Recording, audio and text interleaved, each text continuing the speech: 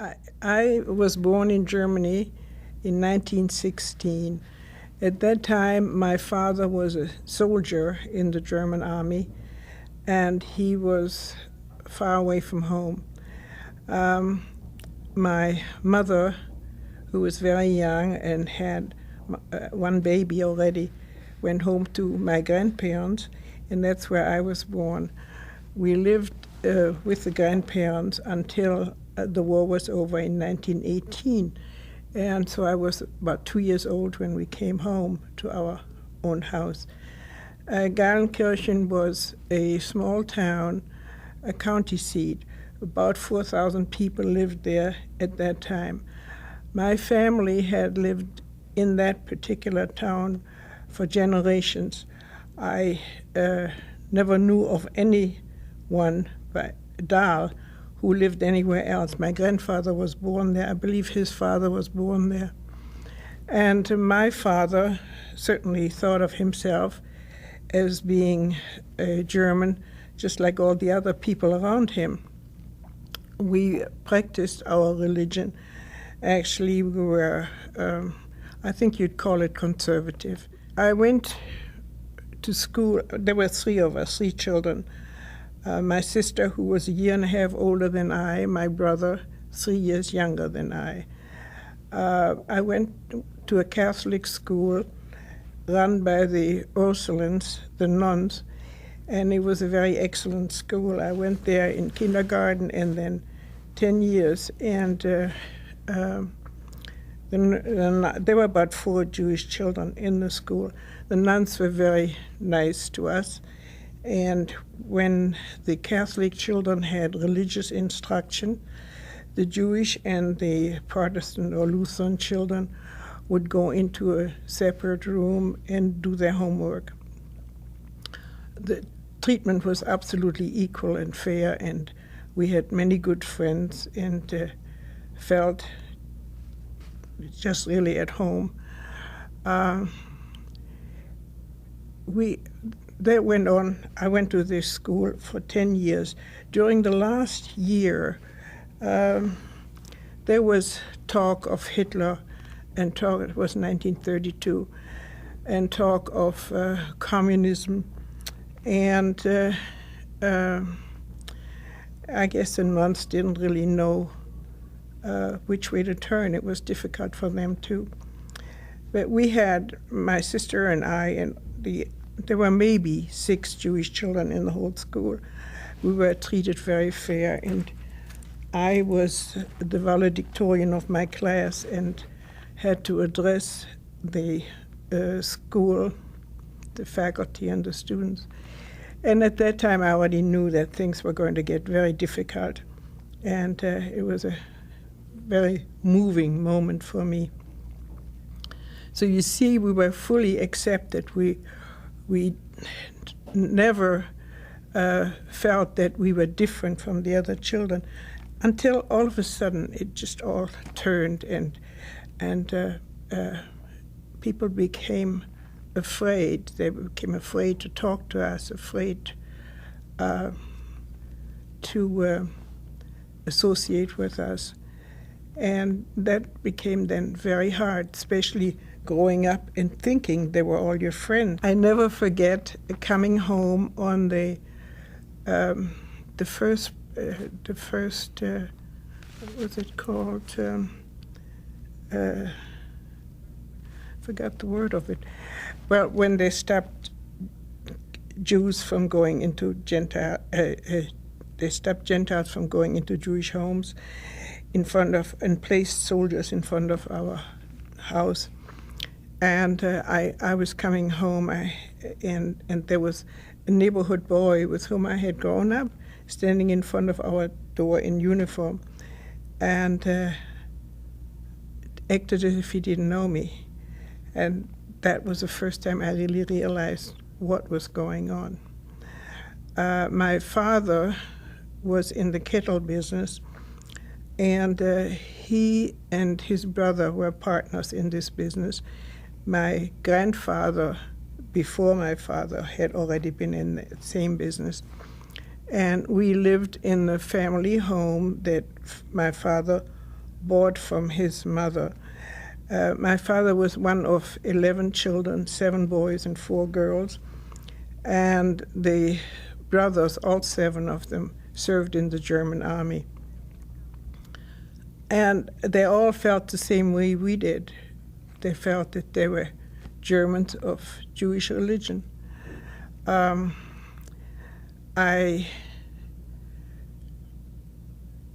I finished school, I had to decide what to do, and I wanted to become a dress designer. And I worked for a French lady in Aachen, which Aachen was 25 kilometers from Geilenkirchen. I worked there for 5 years, and she was very nice. And I left there to go to Berlin to continue my education. The people I worked with were pleasant enough. I had not too many complaints. At that time, though, it became so bad, we couldn't go into theaters. We couldn't participate in anything that was going on in the cities anymore. And the Jewish organizations started something they called Kulturverein, which was actually to give jobs to the Jewish actors and actresses and the musicians, and at the same time provide some entertainment for the Jewish people. And that lasted a while, and somehow we always had the feeling, well, if we can't participate in whatever the Germans do, we'll just go on the way we can. That was unfortunate, especially as far as my parents were concerned, because my father and my mother and almost my entire family did not get out of Germany because they couldn't see what was coming. They just couldn't see themselves living anywhere else because they had lived there all their life. And by the time they realized what was going on, it was too late and they couldn't get out. Now, after the 5 years in Aachen, I went to Berlin. And in Aachen already, you couldn't go to the opera house, you couldn't do any of these things. But when I came to Berlin, it was about the time of the Olympics, I think, and they had those in Berlin. And they covered up all this Nazi business until that was over. And then things got bad. They would send Nazis in uniform as ours as into the restaurants or into the hotels and arrest all the Jews that were there. And you didn't hear from them anymore. You know? And they usually if somebody did get out, they would try to leave Germany as fast as they could. But it wasn't easy to get a place to go somewhere. It isn't as if you could just say, I wanted to go to Holland, I wanted to go to Belgium. It just wasn't like that. They wouldn't let you in.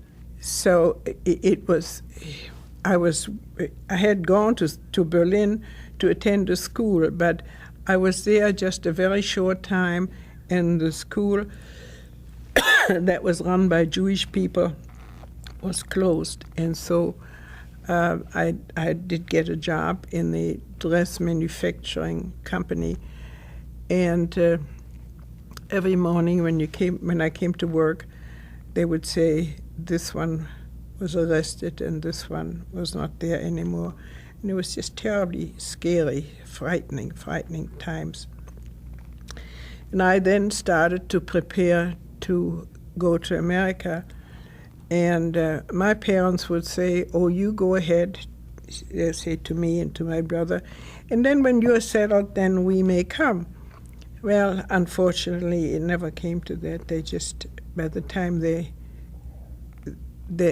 were ready to come, there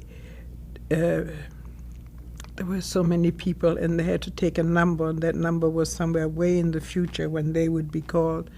and they never got out. They were deported to a concentration camp in Poland and never heard from again. Well, I have had relatives here in Kansas City. My mother's sister, who had come here with her husband, and they are the ones who helped me to get out of Germany to sign.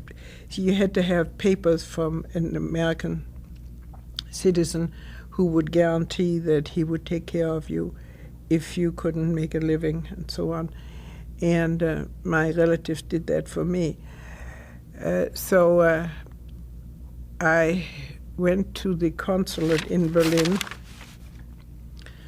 in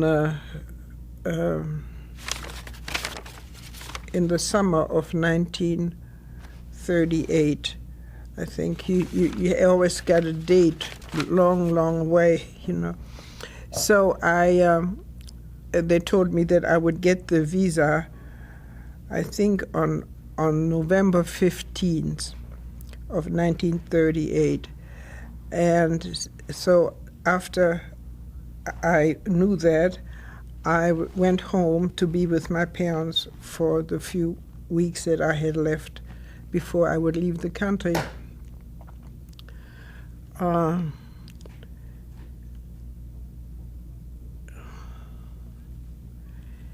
The American consul was very set in his way. He wouldn't give a visa one day before it was due.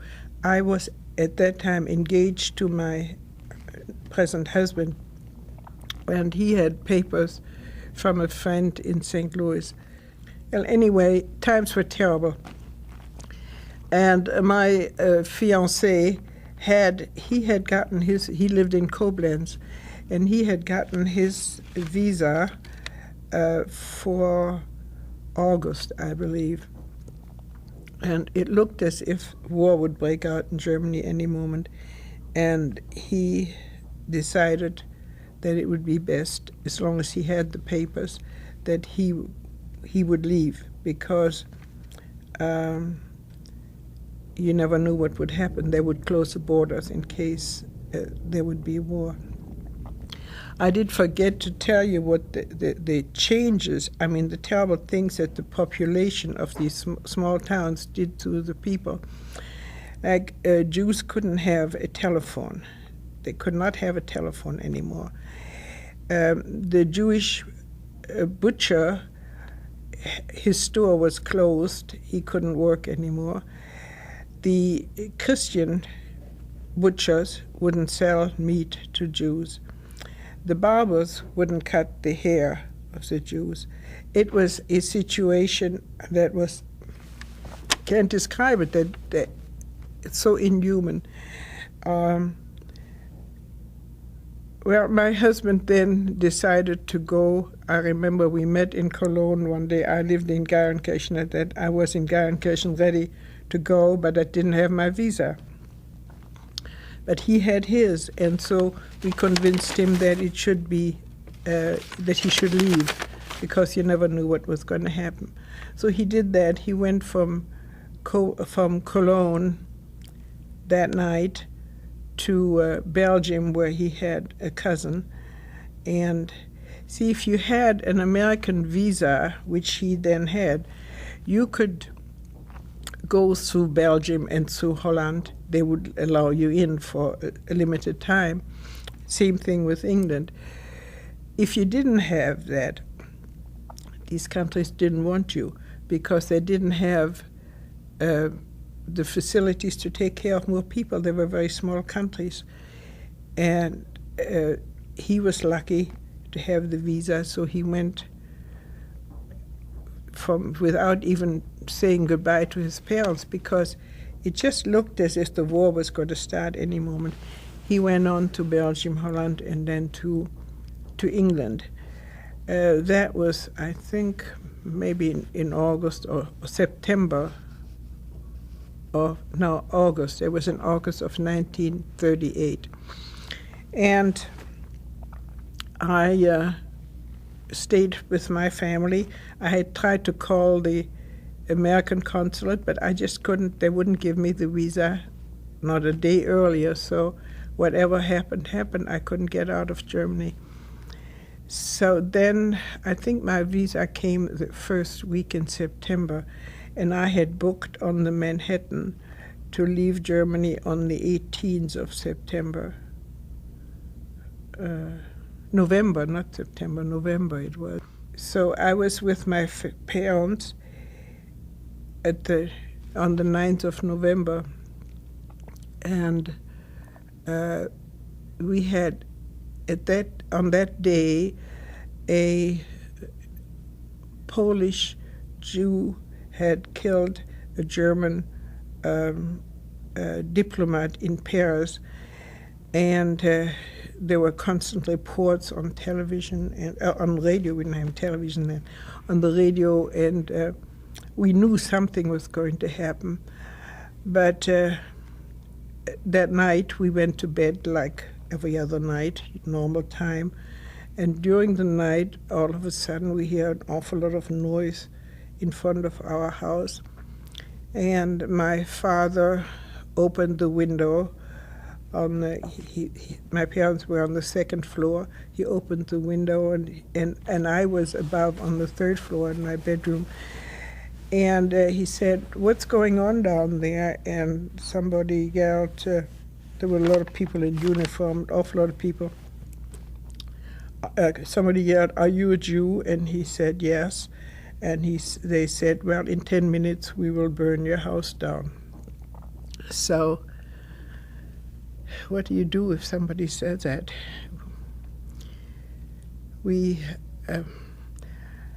I grabbed my passport, my purse, and a suitcase. I threw some things in the suitcase. My mother took her purse and took some valuables. You get so confused, you don't even know what you're taking at a moment like that. And then we went to the railroad station. We got to the station, and it was about 4 blocks away from our house. There were almost all the Jews from Gelsenkirchen. They were mostly old people. Their children had gone away or worked somewhere else, and nobody knew what to do. Well, I bought a ticket to Cologne. Now, I have to say something else first. My brother, who's 3 years younger than I, had come home. He had worked in a city called Essen, which is not too far away from Gelsenkirchen. He had come home also to leave for America, and he had gone to Stuttgart, where he would get his visa. There were different places in Germany. People from the western part would go to Stuttgart.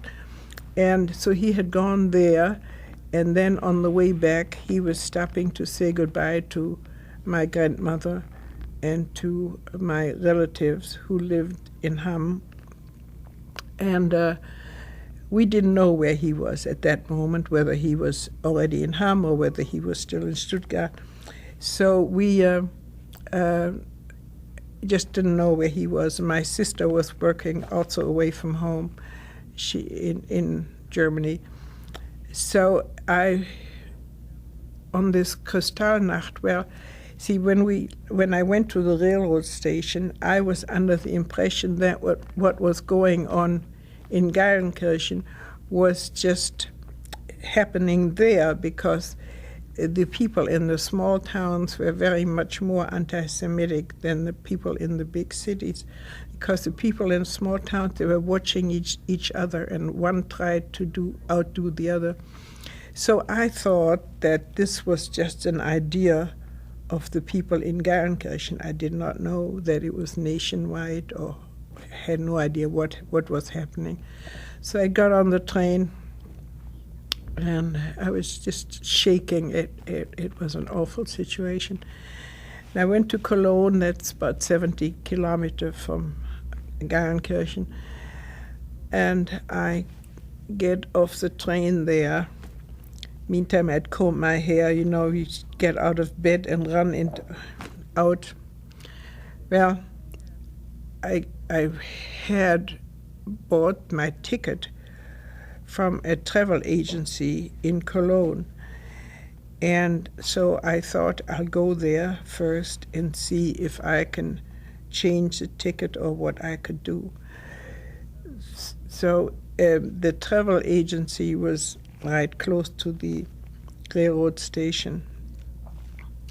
I go in there, and the whole place was filled with Jewish people, all in the same situation, trying to buy tickets to go out, to have to get visas. I'm standing in line to be waited on, and all of a sudden somebody tapped on my shoulder. There's my brother.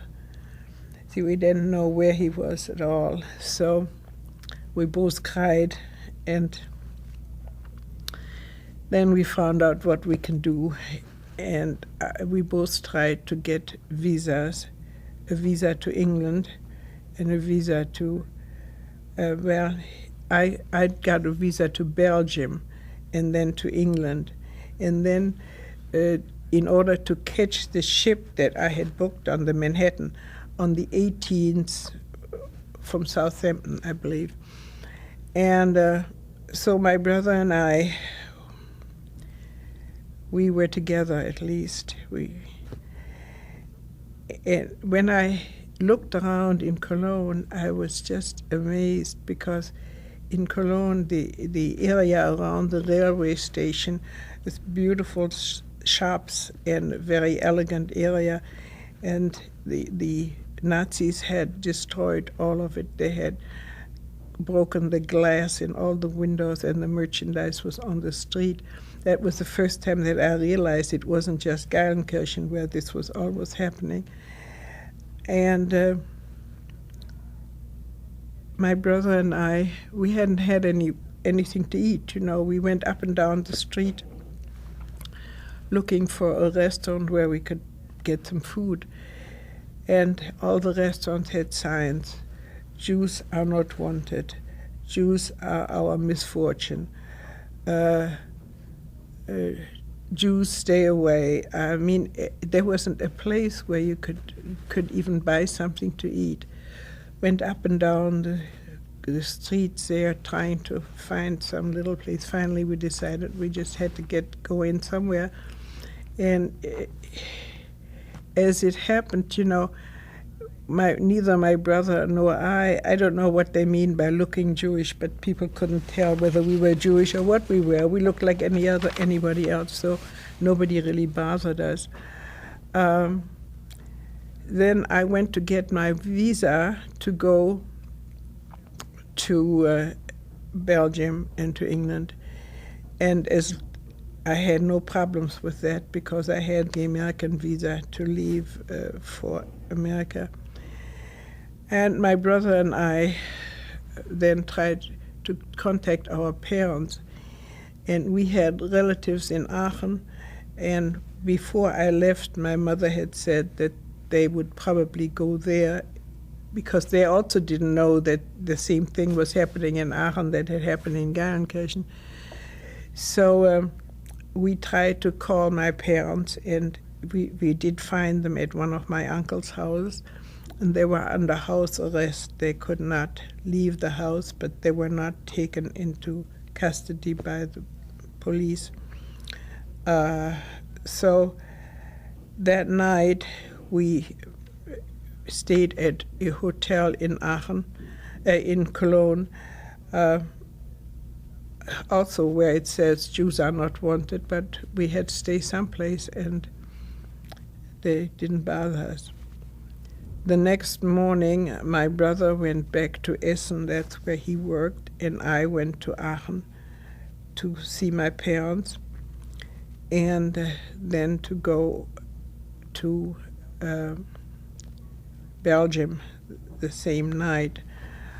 So my father did get the permission to take me to the railway station. My mother did not. So that was the last time I saw them. And I went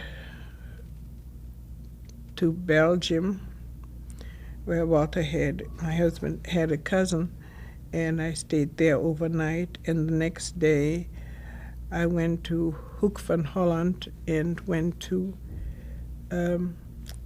England on the boat. And in the morning, I was standing there with my passport. You have to show the passport. And who stands behind me? My brother. He had come on the same boat. And so it was really an unusual thing to happen that the two of us were together. And then we stayed in London. I have some cousins in London till the 18th, when we took the ship and came to America. So my experience was very terrible. And we, for a long time, we did hear from our parents. They then gave up their home in Geilenkirchen and moved to Aachen, where they shared a house with with an uncle and aunt. But at the end, they all had to move into. I only know this from the correspondence.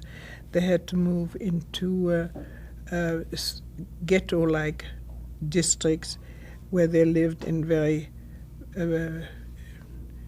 poor housing, and then from there they were transported to Poland and died. How was it that you came to Kansas City? Well, my uncle and my aunt arranged to send papers to me. Actually, I didn't realize myself how important it was that I should get busy and try to get out of Germany, because I was young and I had all his family there, and I kind of hesitated. But then I thought, well, I better make some arrangements, and then I can still do whatever I want to. And I was certainly fortunate that I had these relatives here. Otherwise, I would have gone with the rest.